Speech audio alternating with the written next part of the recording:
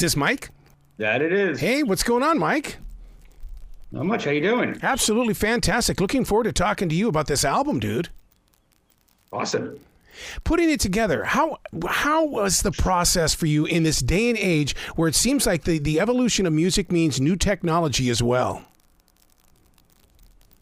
Well, it's definitely interesting from back in the day. You know, we have a lot more resources now at our disposal and a really good plethora of platforms to get our message out to the public. So I think it's pretty awesome. Well, what's really awesome is the fact that people are starting to get into albums again, and you've got 9 incredible tracks here during an age where people are really getting back into some good rock. Yep. Thank you. To be in that moment, though, because, I mean, so many times people have said, well, we've had to lay low on the rock scene because it's not popular. What I love about this is that you create your own sound to where it can become that popular sound again.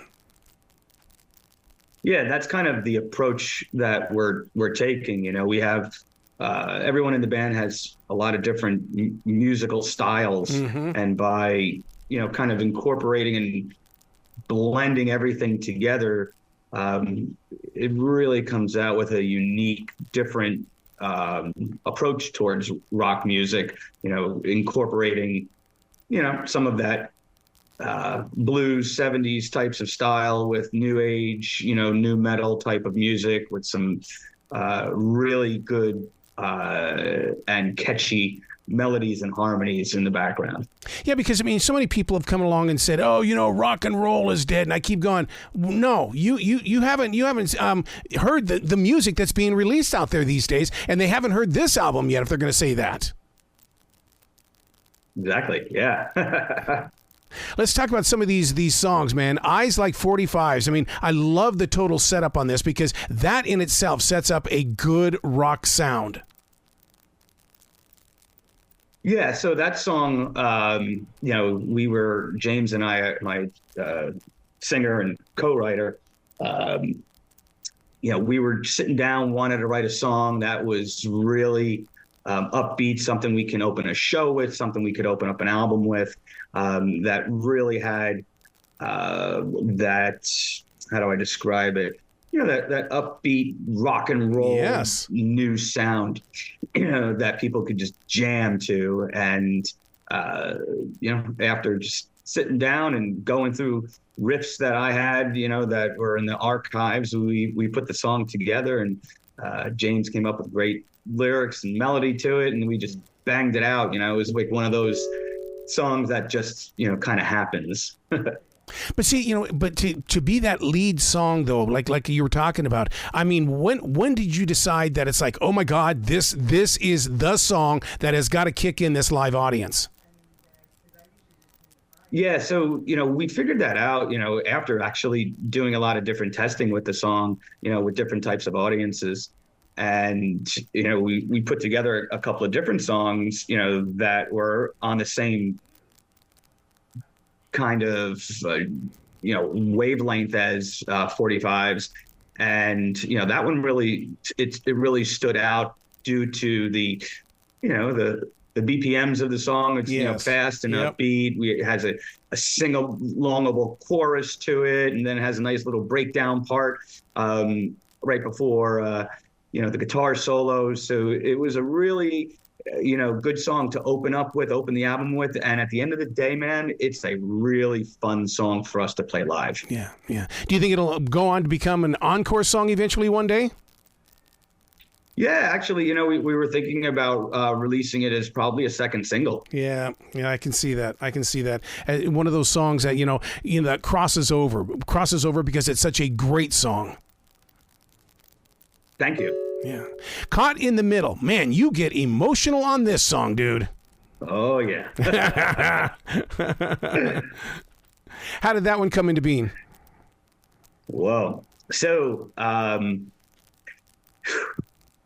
in the Middle, and actually, there's a few other tracks on the album, was written by James and I as we are kind of going through or went through some of the same, let's call it personal life changes and experiences. And, it was just interesting how, the world brings people together and energy. And, when we were writing, these songs, we were going through a lot of the same experiences. So we were able to collaborate on, a lot of things that were going on in our lives together, and, essentially, put it down on paper and talk about it and let people know that they're not alone. People go through these things all the time. And from a musical perspective, I had, parts of the guitar riffs and the guitar melodies written from years and years and years ago, and never really put the Led Zeppelin to, something heavier like even like Chevelle and some of the heavier stuff that Sean actually puts in. And then we put it all together, and it really came out interesting. It was one of the songs, and live in the middle of that song, we kind of do about a 30 or 45-second breakdown where we just jam and we just chill, and we let the music be the master and let the audience kind of get lost inside this song, for about a minute. And then, we come out with the ending of the song, which is, I like to compare to like the end of Kashmir from Led Zeppelin, or the end of I Want You from the Beatles, where it's just this anthem-ish marching, ending, and it just came off really, really interesting. So that's actually one of my favorite songs. I love the way that you are pulling from the riffs from the past, because as a daily writer, I always call that dear future reader, because I don't know who's going to pick it up or what I'm going to do with it in the future. But it's like you're preparing your future by saving everything now. Yep. Yeah. I love doing that. I carry my phone around with me, and and a lot of musicians do this, a lot of guitar players and songwriters, and we just hum melodies and riffs into our voice recorder and our cell phones, and because they just come, and if you don't capture it at that time, it's lost forever. Yeah. I can't tell you how many times we would just be jamming, like just warming up a rehearsal, and we just start spewing riffs out, and Sean or Rafi or James would say, "Dude, what was that?" Yeah, and I'll be like, "I don't know. Play it again." Well, I can't. I don't remember it. So true. So in my phone, I have probably 150 voice notes of all riffs and melodies and stuff that we go through, and oh yeah, remember that one? That was cool. Let's work on that. So yeah, we bring them to life. So much metal was played on MTV. It was such a great tool for musicians. Where is that platform these days for musicians to get to be seen as well as heard? We've got to give a little bit of credit to YouTube and to Spotify and those streaming platforms. But I believe it's really in the live show, right? You go to a concert, you want to, see your favorite band play and perform your favorite songs, off their album. So, you can stream it, you can watch videos on YouTube, but I don't think there's anything like the live experience. And I'm a live type of guy. I love going to shows and seeing bands play, authentic bands, and, not someone singing to vocal tracks or, tracks in the background. We don't do that. I like, going to a show and hearing and seeing, mistakes, right? And, it doesn't sound exactly like the album. It sounds a little bit different. Oh, they're doing something a little bit different. That's pretty cool. Improvising like people used to do back in the day. I always said to myself, hey, if you want to hear the album exactly like the album, then just go sit at home and listen to the album, right? If you want to hear a really cool live experience, that may deviate a little bit from what's on the album, going into some little jam sessions, adding some stuff, deleting some stuff, then come see us live, because you get the real experience in a live show. What is it about the musicians from Florida that carry their own rhyme and reason? In other words, you can tell that region of the U.S. is it's always been a bold music front, is what it's been. Yeah. So, here in South Florida, we do have a pretty interesting local scene. It's one big happy family where we all have friends and family in other bands, whether it's an original band or cover band, tribute band. There's a lot down here, and there's some really cool places to perform.